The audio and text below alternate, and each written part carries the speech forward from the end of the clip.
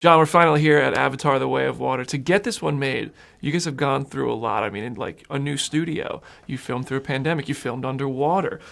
You're bringing back characters played by actors where you're like, oh, their character died. There's a lot of challenges to make this one work in the story and in production.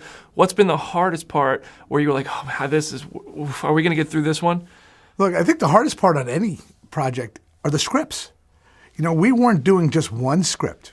We needed to do 4 scripts that would be at the level that Jim Cameron wanted to direct them. And you know, when people say it took a lot of time, why did it take so much time? Well, again, it starts, you don't build a house without a blueprint. We needed that, and we needed each movie to come to its own emotional resolution and its own story conclusion.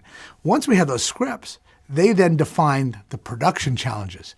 The production challenges of casting kids who could play opposite these great actors that we had. The challenges of, in the title of this movie, water, tackling that.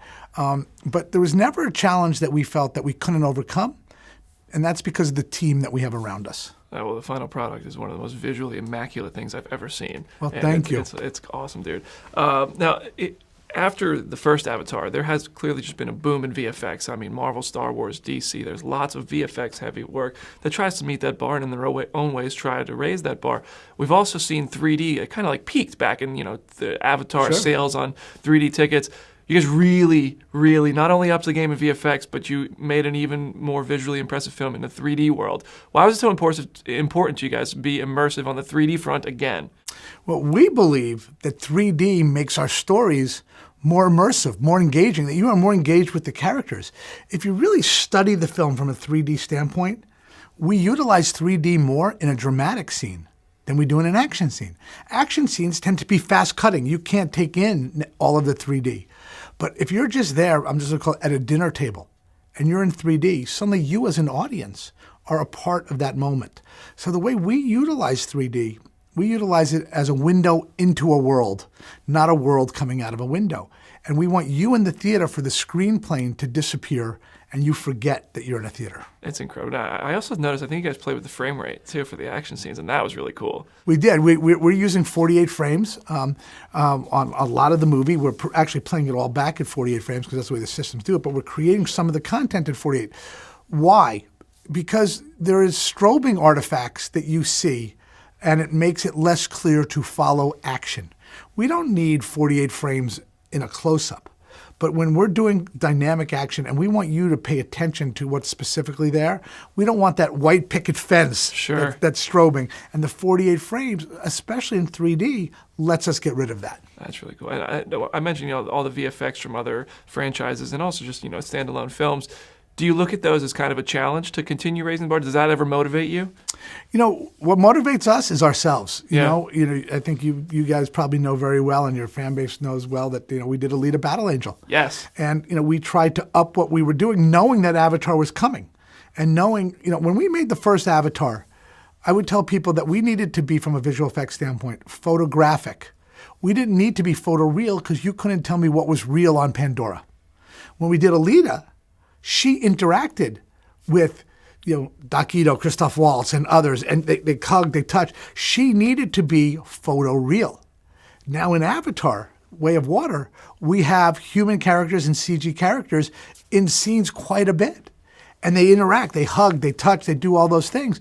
We needed that to be seamless, so we continued just to raise the bar on ourselves. We look towards ourselves as the motivating factor, not outside factors. Sure. You mentioned Alita. I do have to ask. I was going to save this for the end, but you think you'll ever go back to the world of Alita? I hope we will. Robert and I had a conversation about it 2 weeks ago. We're very excited about that prospect. Alita is a movie that even now, having recently rewatched it we're really proud of that movie, and we think that there are more stories to tell with her character, and that's why we want to go back to it. Interesting. Well, I hope so. I know there's a huge army of fans for that one. I know. I love Alita Army. Yeah. Way to go. Keep it up. Can I tell you a funny story? I went back to Los Angeles. I've been in New Zealand for quite some time, and I went back to Los Angeles over the summer. And the day I was there, the first day back, I opened the Los Angeles Times, and there's an ad from the Alita Army in color. And it was like, there you go. Thank you. Keep it up. They're fighting the good fight for you. I love it. Yeah, that's a cool group of people, man. Now let's go back to Avatar. You introduced so many new characters, and that to me made the story a bit even more complex than the first one. A lot of family dynamics, a lot of relationships at play and at stake in this one. Can you talk to me about the development, the influences, introducing families and characters and young characters and bringing back cast members? Was there any challenges that you guys really were fun to you, or something you were really trying to dive into that you didn't get a chance to in the first one? Well, on the first movie, we really didn't get to explore characters outside of Jake and Neytiri. It was a love story. It was their story, and so many of the scenes were focused on them. We really viewed Avatar: Way of Water and the future sequels as a way of introducing people to more characters, each that have their own flaws. These are not perfect characters. None of them are superheroes. And you watch the film, and family is the most universal theme of all. So we wanted a theme that was relatable everywhere. But we're telling the story not just from the parents' perspective. I think what makes it interesting is what you touched on, is we have these teenagers, we have these kids, and they come into this story, and when we meet them, they're insecure. They don't know what life means from them. They're living in the shadow of their father. One doesn't even know who her father was. They're in a mixed race relationship, family. And that, again, makes it relatable, because how many teenagers today are struggling with where they are in their own lives, and parents struggling the same way. And then we meet a whole new clan, a clan who doesn't look like the Omaticaya, but they're still Na'vi, a clan who doesn't want to accept the Sullys when they first come, because they are different. They don't have bodies like that. They'll have no purpose here. And that's a universal theme today as we deal with our society and people migrating and people becoming refugees and dealing with all that. And then we have the RDA side of it, the imperialists coming back to take over a planet for greed, for no reason, and causing epic, we show it right at the beginning, epic destruction on this beautiful planet that we think is beautiful. Why? For what? Again, using science fiction as a metaphor for the world in which we live. Do you think that those characters or parts of the world we haven't even gotten to explore yet are something that could end up in a spin-off film or like Disney Plus shows? It seems like a big trend now. Look, we want to be trendsetters and not trend followers. So, but we see the world of Pandora as one that can expand beyond the film. We did that, with our traveling show with Cirque du Soleil, Turok First Flight. We went back, though, several thousand years to the story of the first Turok Makto. At Disney's Animal Kingdom, we created Pandora, the world of Avatar.